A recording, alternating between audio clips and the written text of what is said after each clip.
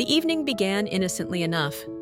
I had imagined a quiet night at home, wrapped in my favorite blanket, with a new recipe simmering in the kitchen and soft jazz playing in the background.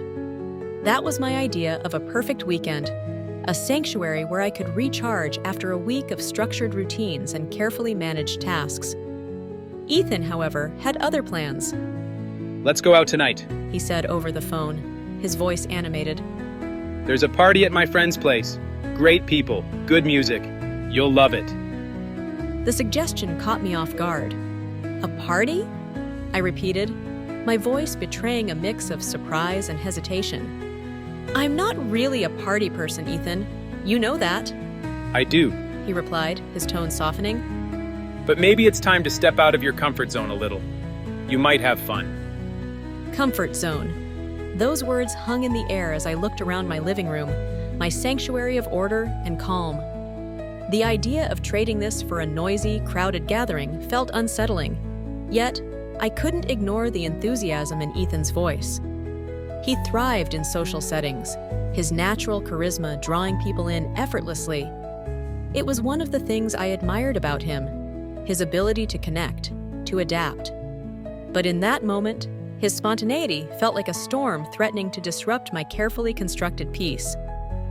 I think I'll pass, I said finally, trying to keep my tone light. You go ahead and have a good time. Silence followed, heavy and awkward. Samantha. Ethan began, his voice tinged with frustration. I'm not asking you to change who you are. I want to share this part of my life with you. Is that so bad? His words stung, not because they were harsh, but because they were true. Ethan had never pressured me to be someone I wasn't, but his invitation felt like a challenge, one I wasn't sure I was ready to accept. It's not bad, I said quietly, but it's not me. The conversation ended soon after, leaving a lingering tension that followed me into the evening. I tried to focus on my cooking, the familiar motions of chopping vegetables and stirring sauces, offering some comfort. But my thoughts kept drifting back to Ethan's words, his disappointment. When he came over the next day, the air between us was heavy with unspoken feelings. Ethan sat across from me, his expression open but serious. Can we talk about last night? He asked. I nodded, bracing myself. I know you were disappointed, I began, choosing my words carefully. But you have to understand. I find peace in quiet moments. Crowds and parties drain me. It's not about you or your friends. It's just how I'm wired. Ethan leaned forward, his hands clasped. I get that, Sam. I do. But relationships are about meeting each other halfway. I'm not asking you to become someone you're not, but I need to feel like you're willing to step into my world sometimes, just like I've tried to step into yours. His words struck a chord. He had tried. From joining me on hikes to learning the art of gardening, Ethan had shown a willingness to embrace the things that brought me joy. Could I not do the same?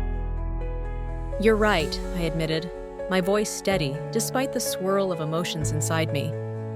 I'll try, for you, but I need you to understand that it won't come naturally to me. It'll take time. Ethan's face softened, a small smile tugging at the corners of his lips.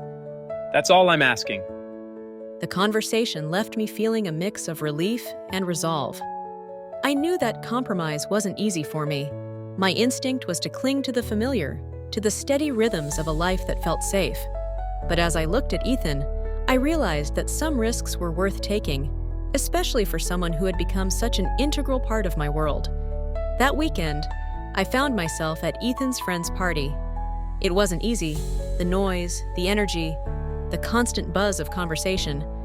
But Ethan stayed by my side, his presence a steady anchor in the chaos. And when he smiled at me across the room, his eyes filled with gratitude and pride, I felt a flicker of something unexpected, a quiet sense of accomplishment. Our first conflict had tested us, forcing me to confront the parts of myself that resisted change.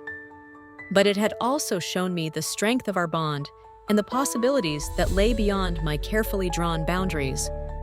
For the first time, I began to see that compromise didn't mean losing myself. It meant growing together.